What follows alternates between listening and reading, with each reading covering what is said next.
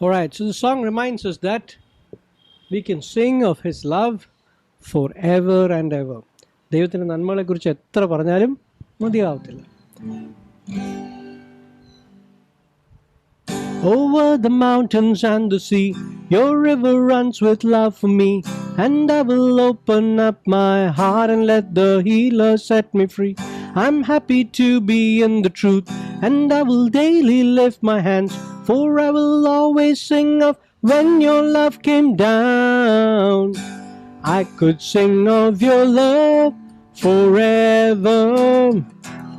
I could sing of your love forever. I could sing of your love forever. I could sing of your love forever. Over the mountains and the sea, your river runs with love for me. And I will open up my heart and let the healer set me free. I'm happy to be in the truth, and I will daily lift my hands, for I will always sing when your love came down. I could sing of your love forever. I could sing of your love forever. I could sing of your love forever. I could sing of your love forever. Oh, I feel like dancing, yeah. It's foolishness, I know. When the world has seen the light, they will dance with joy like we are dancing now. Oh, I feel like dancing, yeah.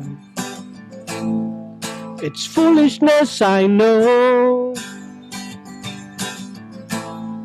But when the world has seen the light, they will dance with joy like we are dancing now.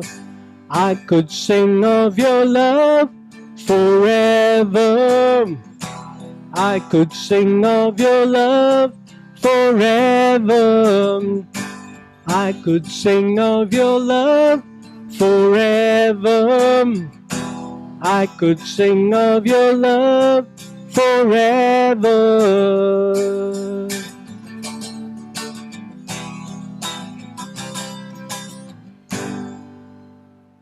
All right. Okay, next is a song which I think everybody knows.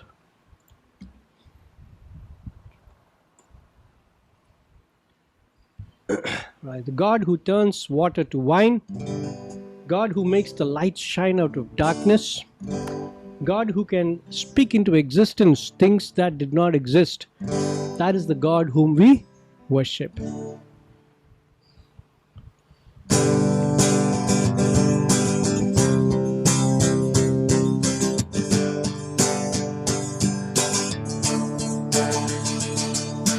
Water you turned into wine. Open the eyes of the blind. There's no one like you. None like you.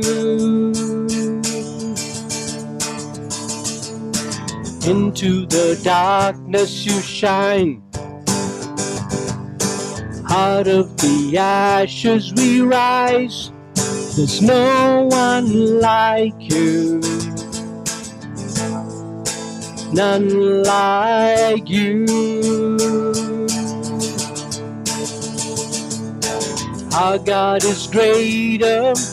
Our God is stronger. God, you are higher than any other.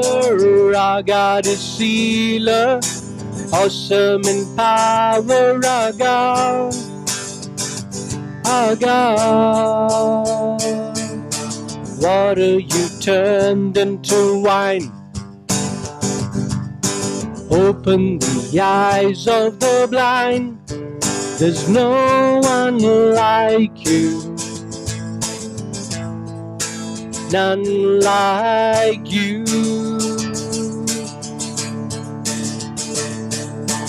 Into the darkness you shine, out of the ashes we rise. There's no one like you, none like you. Our God is greater, our God is stronger. God, you are higher than any other. Our God is healer, awesome in power. Our God, our God. And if our God is with us, then who could ever stop us? And if our God is with us, then what could stand against? And if our God is for us, then who could ever stop us? And if our God is with us, then what could stand against? Hey, what could stand against? Hey. Our God is greater, our God is stronger. God, you are higher than any other. Our God is healer, awesome in power. Our God, our God.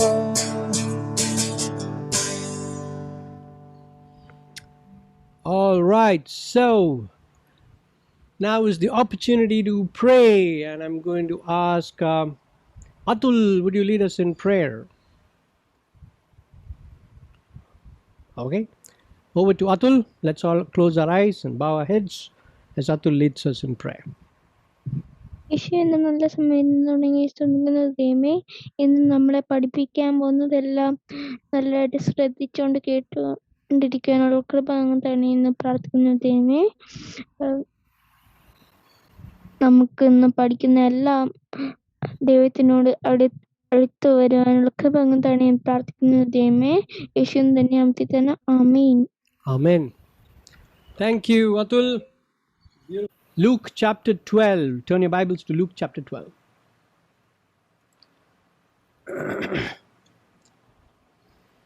All right, Luke chapter 12.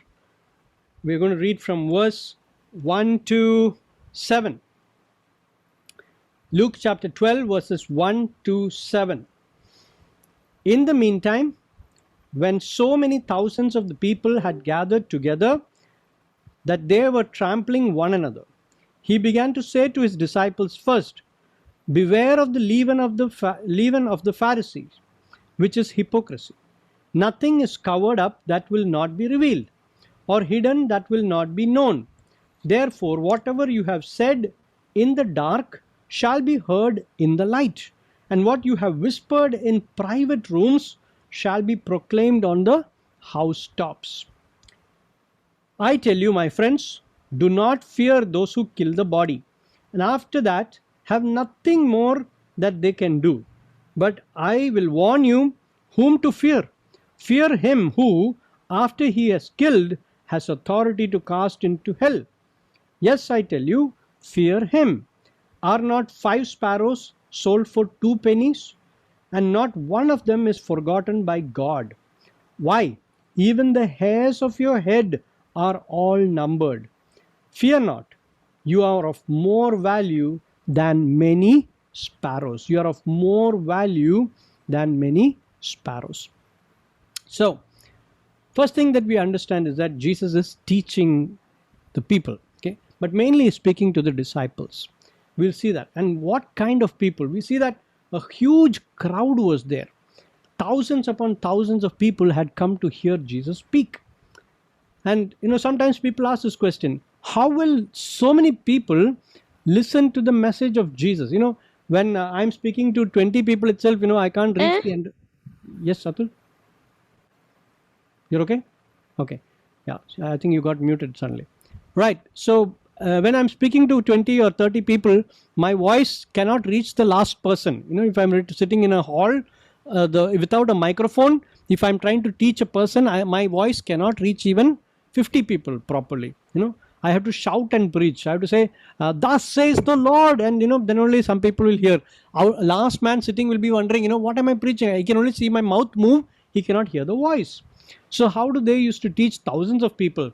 What they do is that the disciples of Jesus, they stand at an interval of maybe 100 people. Each disciple will stand at an interval of 100 people, and whatever Jesus says, these people echo. Okay, so Jesus will say, God wants you to know. Then Peter will be standing after 100 people. He'll say, God wants you to know. And then John will stand again after another 100 people. John will shout and say, God wants you to know. Like that, they will echo and pass on what Jesus taught to the crowd. That is how they used to teach. So it will take some time, but it will be taught to the whole crowd. So thousands of people could be addressed and spoken to if you use this method. Okay, most probably Jesus always chose to speak from a higher altitude. He would stand on the mountainside and he would speak, and because he's on a higher side, people can hear him, and also the disciples can also hear it and pass on the message. So that's how they used to orally pass on messages. And here we see that thousands of people had joined together to hear Jesus preach, and some of them even got hurt, injured, because of the large crowd. See, people coming to hear God's word, so many people that some of them got trampled, some of them got injured because they were in a huge crowd. Okay, that's a sad thing. And suddenly Jesus started teaching them something very, very valuable. What is it? He said, beware of the leaven of the Pharisees. Beware of the leaven of the Pharisees, which is hypocrisy. Jesus himself explains that it is hypocrisy. Leaven means yeast. I said some time back. The leaven means yeast. നമ്മൾ ബ്രെഡിലും ദോശമാവിലും ഒക്കെ ഇടുന്ന സാധനമാണ് yeast. What does yeast do? Yeast is actually a small kind of living organism which goes into the maavu and makes it big, makes it sour and makes it fully soft. Okay, it makes it soft and makes it all swollen up, and it will make it sour. Ichari pulippu varum ainathu. That's actually the quality of the yeast. Only a little yeast, korachori cheriyoru kayil oru attathu edutha madi for 1 liter of maavu. Okay, 1 kilo of maavu, 1 liter of maavu will use only very little yeast. If you put a little yeast there, the yeast will start spreading. You will mix it with a little water, and then you put it with the dough and mix it, and the dough will completely get mixed with the yeast in a very short time. Okay, so that's one of the qualities of yeast. Bread that you eat at home, it uses yeast. Dough dakita anathu yeast idu, and that dough will actually rise up and get puffed up like that. So the yeast will penetrate everywhere inside the dough, and it will make it puffed up. So yeast is actually a good thing. We use at home, we use in the bakery and all that, But Jesus is saying something, not that yeast is wicked. He is comparing the yeast to the hypocrisy of the Pharisees. And he's saying hypocrisy is bad. So he's using yeast as an example to show us how yeast functions the same way hypocrisy functions in people. Okay, what does yeast do? Yeast spreads. Yeast spreads throughout the flour. The yeast will spread. So first thing that yeast does is it spreads. Second thing that yeast does is it gets swollen. It becomes swollen. So the same way, people who are infected with hypocrisy, they also become swollen with pride. Avarku bayangara ahangaramanu. They are sinless people, or they are perfect people ennulla oru ahangaram avarku undagum. So it spreads. It spreads in, a little of hypocrisy will spread into every area of your life.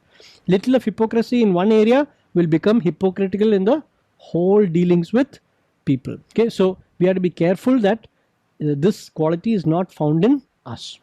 So it becomes, it starts to spread, it starts to swell, and it also sours the food. Sour taste varum food oru pulippu varum. Okay, now when you put too much of yeast, becomes unbearably sour. Okay, so souring is what it's good for food, but when a person becomes sour, it's very bitter, very sour. It's not tasty. So Jesus says, you should not become like yeast. It should not spread to all other areas of your life. It should not cause you to become proud, and it should not cause you to become sour in your life. Okay, it should not become sour in your life. So, who is a hypocrite? A hypocrite is a person who is an actor. Those days in the drama and all, there'll be people who will be doing many roles. They will do the hero's role, villain's role, even the heroine's role or the comedian role. Everything will be done by maybe one or two actors. So what they do is they wear masks. ഈ mask മുഖത്തിന് മുമ്പിൽ ഇങ്ങനെ പിടിക്കുമ്പോൾ whatever is the face on the mask, that is the character that the person is playing. So carefully, after each dialogue, they will exchange the mask. Then when he puts on the villain's mask and he starts laughing, everybody understands it's the villain now speaking.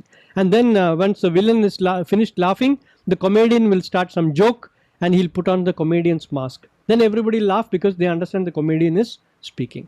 Then he will also speak in a lady's voice using the girl's mask. Say, hello sir.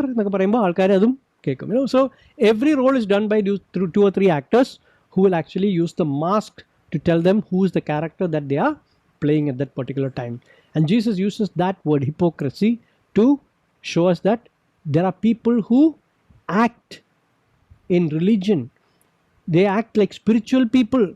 So a little bit of acting in spirituality will spread into every other area of your life. Okay, so it will affect everybody. It will affect your family, your life, other people, your church, everybody. So the disciples must remember that this kind of acting in spiritual things is not accepted. It is not accepted by God. God does not like it. So a hypocrite should be very, very careful. He is trying to be somebody who he is not. Okay, he's trying to be a perfect person, which he is not. That is what Jesus is trying to tell us. There was a man who was very famous in Britain. He was always criticizing people being he was criticizing all the leaders, the people who rule over the people, the elected representatives, the ministers. He was always pointing and saying, you are thieves, you're stealing from the people of Britain, and you're stealing the public. So they used to always give interviews to the press and all, saying that the leaders are all corrupt, they're all stealing from the people and all. After actually 3 years, okay, suddenly something happened in a shop, that police came to his house and they started searching his house, and they found out that this man has always been a thief himself. He was stealing from the supermarket, he was stealing from the petrol pump, he was stealing from bakeries. Wherever this man goes to visit, he goes to visit some places daily. He started taking things, and all those things, most of the things that he stole were there found in his house.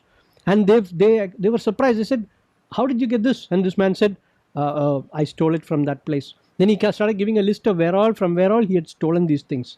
And they found out that he was pointing fingers at other people, but he himself was a thief. And they arrested him, you see. So this happened in 1985. Okay, so he's a well-known man. He's also a preacher sometimes, but he was caught by the police and put into jail. He had to go through 8 years of prison for being a thief. Now if he comes out and points a finger and says, hey, you are a thief, everybody will say, hey, you are a hypocrite. Why? Because you yourself were a thief, but you are hiding that, and you are expertly pointing fingers at other people that they are thieves, you see. So this hiding is what Jesus is going to expose. He said, don't be hiding the real you. Don't be hiding behind this acting. That is something that Jesus does not like. Then he says there, nothing is covered up that will not be revealed. You see, Jesus said you will be exposed. No matter what it is that you're trying to hide, it will be exposed. So the art of being a hypocrite is all about covering up, putting a mask. But one day, your true intentions, your true motive will be revealed. You see, then everybody will know what is the real you. Who is the real you? You cannot hide behind a mask forever. Okay, so there is this pastor, who was telling his story about how he came to know the Lord personally. He says when he was a young man, he did a lot of wicked things, but his family never knew anything about whatever he was doing. Okay, he was cheating people, he was speaking lies to them, He even cheated some of his close relatives, but his immediate family, his mother and father and his wife and his child, never knew about this. Never knew that this man was a big cheat. But one day, in his dream, Jesus, he could hear the voice of Jesus. And he woke up, in his dream, he woke up and he looked and he saw that he was at the judgment seat of God. And how did the judgment seat look like? In his dream, it looked like a cinema theater. Okay, so he was inside a cinema theater and he was listening to God's voice. So God said, here is the story of your life. And on the big screen of the cinema hall, the story of his life started appearing. As a young boy, when he was born, everybody, all the appachans and ammachis and all his relatives, they came and said, oh, so sweet, so cute, and all, bhayangara sneham. And then he's growing up, he starts with small, naughty things. But that's okay, everybody likes it, and they say, oh, kochu gutiyale, saravilla. They all love him when he does all those things. But then as he grows up, his mischief becomes even more serious. And he starts doing all these crimes and wicked things. And as he's seeing that on screen, he's looking around the theater and he sees all his family members are seated there. His father is there, his mother is there, his wife is there, his children are there. And he got the shock of his life. He said, oh no, are you going to show all these things that I did in my college years? Are you going to show all these things that I did after my college years? Oh, he was so scared. Immediately he said, Lord, please, I beg you, please don't show this. And God said, no, this is your life. What you have been hiding from everybody, one day I told you it's going to be revealed. Immediately he fell flat on the ground and said, Lord, I surrender myself to you. I wish that you would forgive me. Let this whole record of my wrongdoing be erased, Lord. And God saved that man that day. And he was able to believe that God has forgiven. Once he was forgiven, he was able to boldly speak about what all he did. He confided in his family also. He went and told his wife, I was not a good person. I was a wicked person when I was in college. I was a wicked person. Soon after college, when I got into a job also, I was a wicked person. I cheated a lot of people. Even some of our own relatives, I cheated. He was able to confess it to his wife also. Okay. So Jesus says, one day, all that you do in hiding will be revealed. You think that nobody can see you, but you cannot deceive God. With your hypocrisy, you can deceive all other people, but you just can't deceive God because He sees right through you. Okay, it is not difficult for God to see who you really are. Then He says, therefore, whatever you have said in the dark shall be heard in the light, and what you have whispered in private rooms shall be proclaimed on the housetops. So whatever you think that when you're doing it in secret, ആരും കണ്ടില്ല, but കാണേണ്ടവര് കാണേണ്ട സമയമാകുമ്പോൾ ദൈവം കാണിക്കും, so He will clearly show it to everybody who you think will be covered up, nobody will see your real person, that is you. God says, don't be fooled, you are going to be exposed one day. Everybody who you think you're trying to hide from, they will all know. So not only God knows it now, but those people whom you're trying to cover it from, they will know it then. And your real picture of who you are will be exposed to them. Then He says, I tell you, my friends, do not fear those who kill the body. See? Now, He said, this is a time when the disciples are going to get persecuted. Jesus is going to go to the cross. And then the disciples are going to face persecution. From the same people, thousands of people are now following Jesus to hear His message now. But the same thousands of people will start attacking the followers of Jesus. You see? So at that time, what will happen? So He says, do not be afraid. He calls them this beautiful title, my friends. Okay? Jesus wants to share what is going to happen to them because He loves them as His own friends. There are many kinds of friends. There are some people who are our part-time friends. Okay? Part-time friends എന്ന് പറയുന്ന ആരാണ്? നമ്മൾ we see them and we say hi and all that. Only when you're traveling in a bus regularly, then we see them. Only in the school bus we see them, or when you reach school, or maybe in one particular class we know them. Maybe in tuition class you met somebody. They're all part-time friends. They're not there all throughout our life. They're only there in a certain period or in a certain time of our life. Okay, so they're part-time friends. There are some friends who are for convenience friends. Okay, convenience friends are നമുക്കൊരു ആവശ്യമുള്ളപ്പം ആ വ്യക്തി നമ്മൾ പോയി ഫ്രണ്ടായിട്ട് കരുതും. Okay, some people are like that. Some when I used to go to school, I used to carry sandwiches for lunch, and there will be some people who come behind me and they'll ask like, "Sugano, nalla, okay," and they will pat me on my back and all, and they'll sit with me and they'll say, "What is for lunch?" Immediately, they'll look at my lunch box, and I know that for sure the sandwiches are gone. When I open the sandwich, my lunch box, they will grab my sandwiches. As soon as they finish eating the sandwich, they'll say, "Okay, bye, goodbye, friend," they will go. Okay, they are convenient. Avരുടെ കൺവീനിയൻസിന് വേണ്ടി മാത്രം എന്നെ friendship കൂടുന്ന ആൾക്കാർ. They are not real friends. You cannot trust them. And there are another people who are superficial friends. Who are superficial means they act like your friend some places, and they don't want you can't depend on them. But ആവശ്യത്തിന് വിളിച്ചാൽ they will never be there. But they like to be a friend to you whenever they need something or they want to get something from you. Like for example, Mohanlal, the actor Mohanlal was eating in a restaurant, and suddenly a young person comes to him and says, "Ayyo, Laletanu, ividunnu kazhikkuvano?" Then he says, "Can I take a selfie with you?" Laletan says, "Okay," because he is a celebrity and everybody wants to take photos with him. He says, "Okay." So this boy, stands very close to Laletan and he takes a selfie with Laletan. Then he goes and tells everybody, "You know what? Laletan is my friend.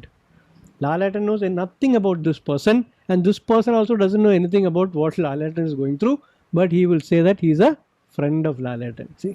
So who benefits? Laletan does not benefit anything. This person is a superficial friend.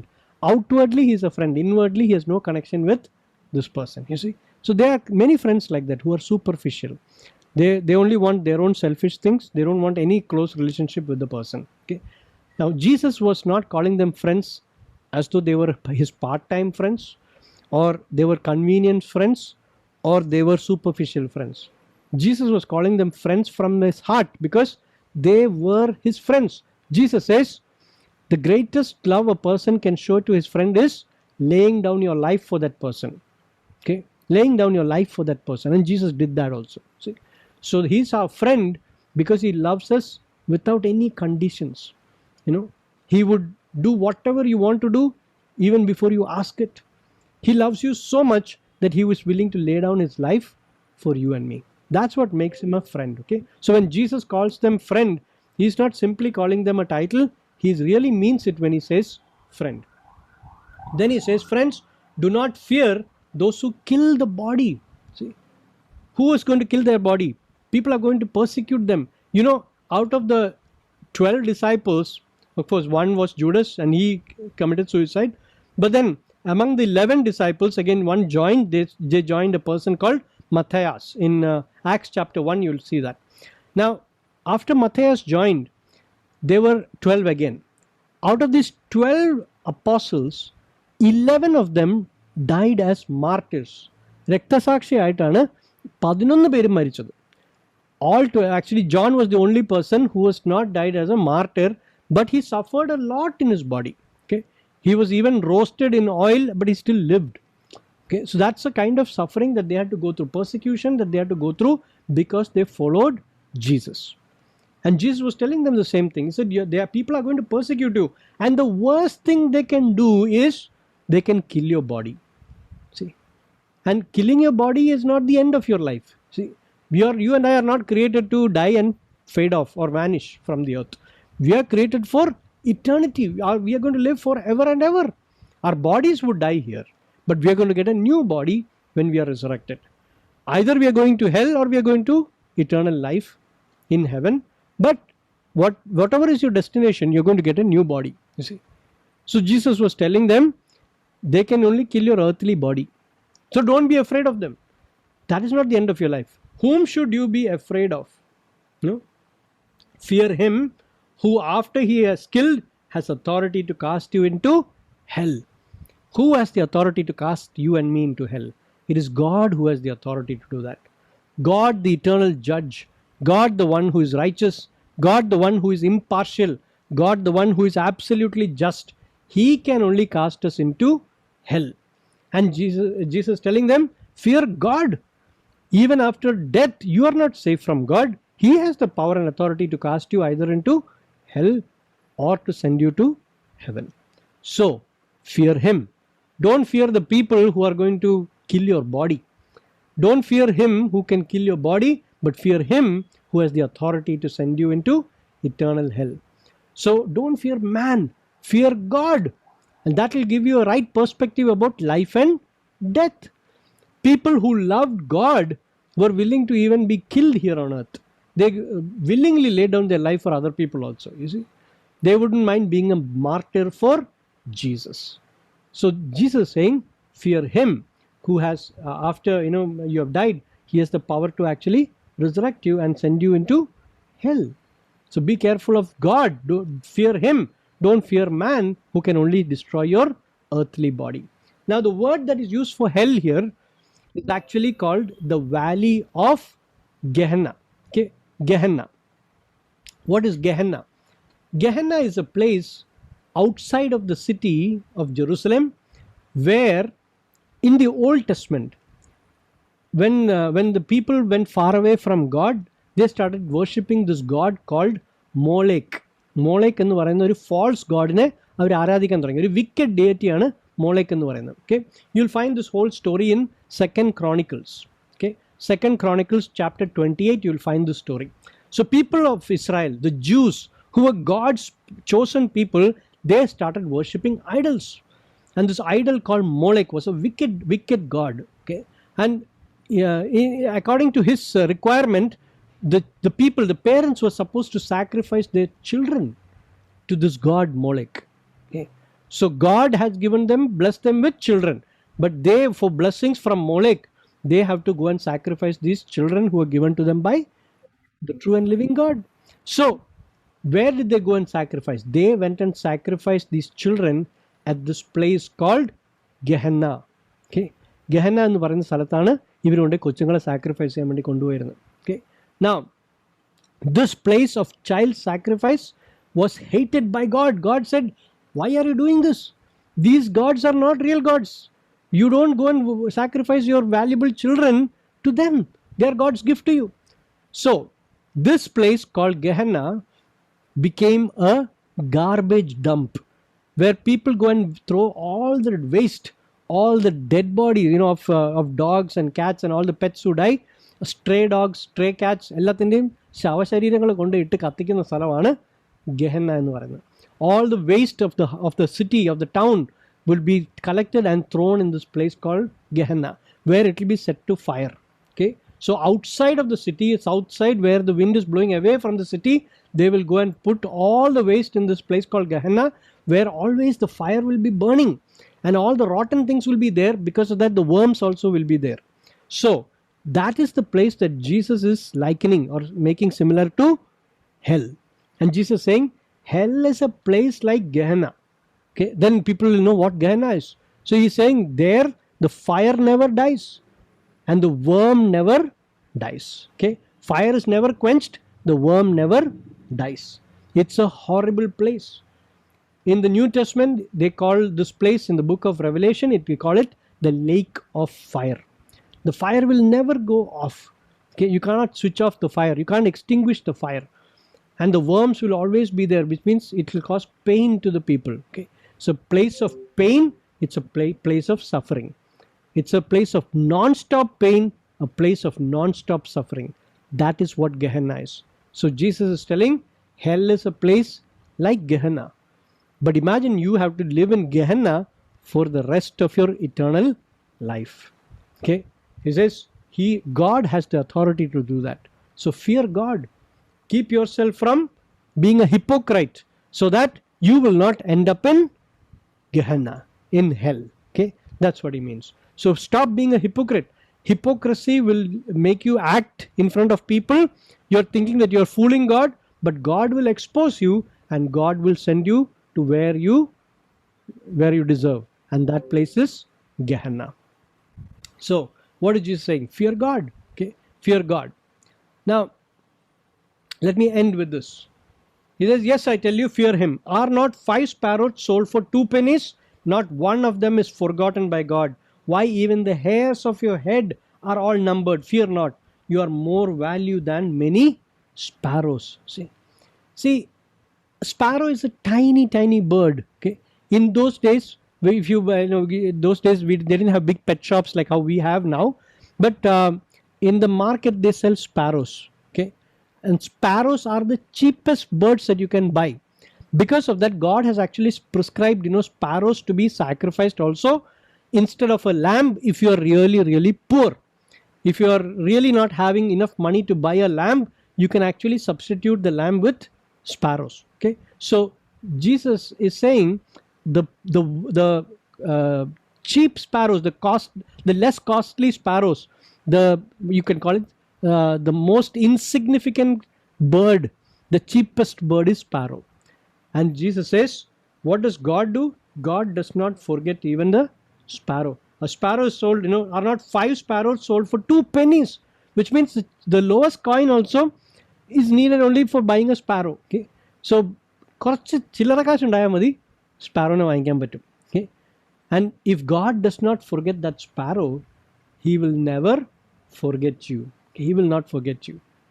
So imagine the God whom we are worshipping. He actually knows how many sparrows are there, how many sparrows need food, and he provides for them. He remembers when the sparrows are sold, when the sparrows are sacrificed, he sees them. See, all these things are not hidden from God. So God is the one who takes care of the sparrows. God is the one who knows the sparrows. See, so Jesus says, you are more precious, much more precious than the sparrows. The key here is to understand that you will never be forgotten. You will never be forgotten. Okay, so a life of a believer is very precious before God. God will never ever forget you or forget me. God will never bypass you. God will not think that, okay, avan enna venda enikku avanum venda innum parayathilla. See, God treasures the relationship that we have with him. Okay, so this is what Jesus is saying. And to highlight that issue that you are treasured by God, Jesus says this example: the very hair on your head is numbered. Somebody actually started counting the number of hairs on a normal head. Okay, so he did a lot of checking on many heads. Then he came to the conclusion that there are 90,000 hairs on the head of a person whose hair is not black. I don't know how they came to that. Okay, because in foreign countries you have people who are blonde colored hair, and some people have red color hair. Okay, red heads, we call them red heads.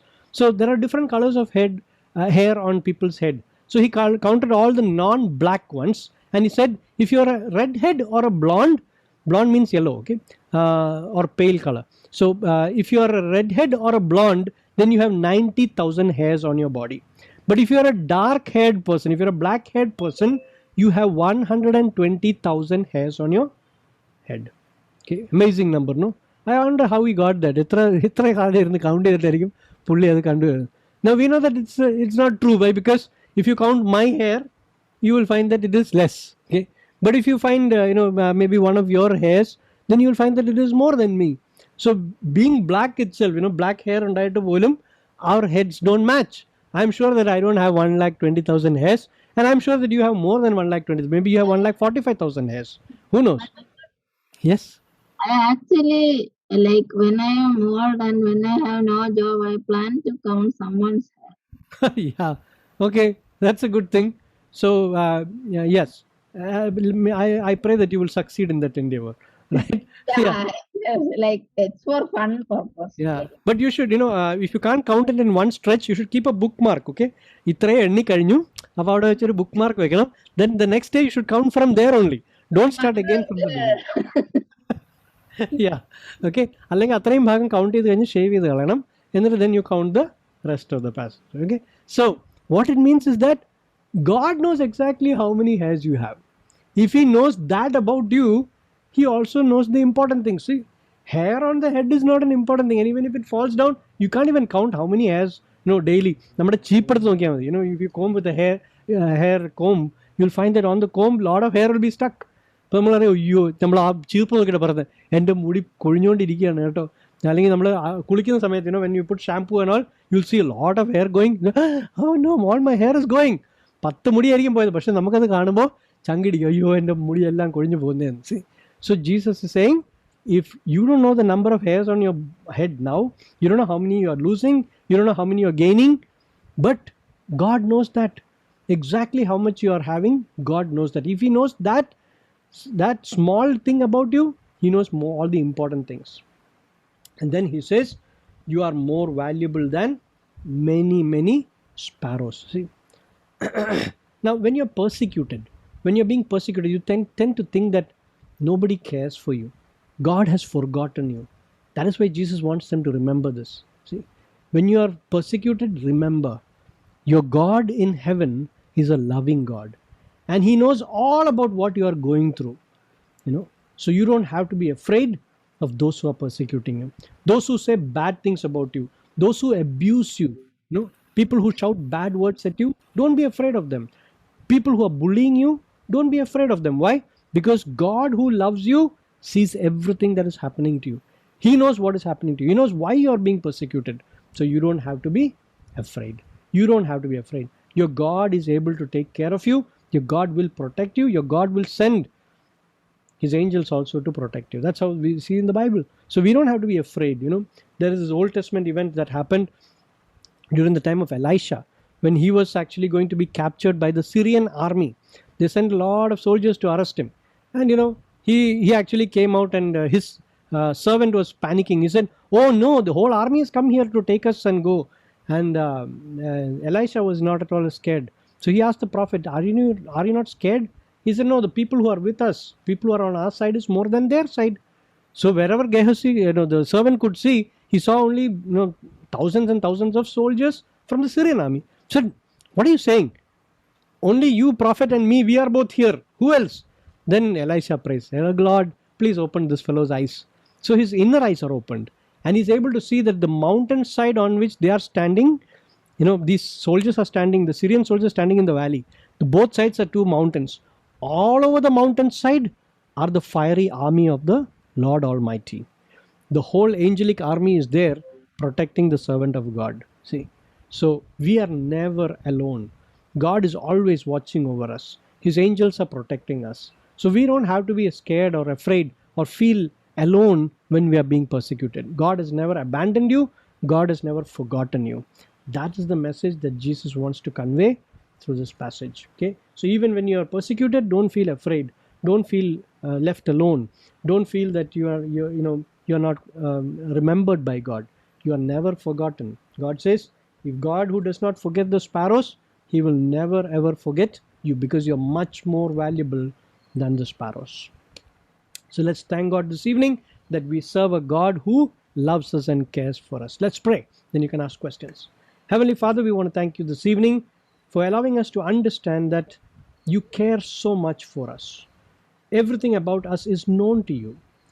Help us, O Lord, not to fear man and become actors in our spiritual lives.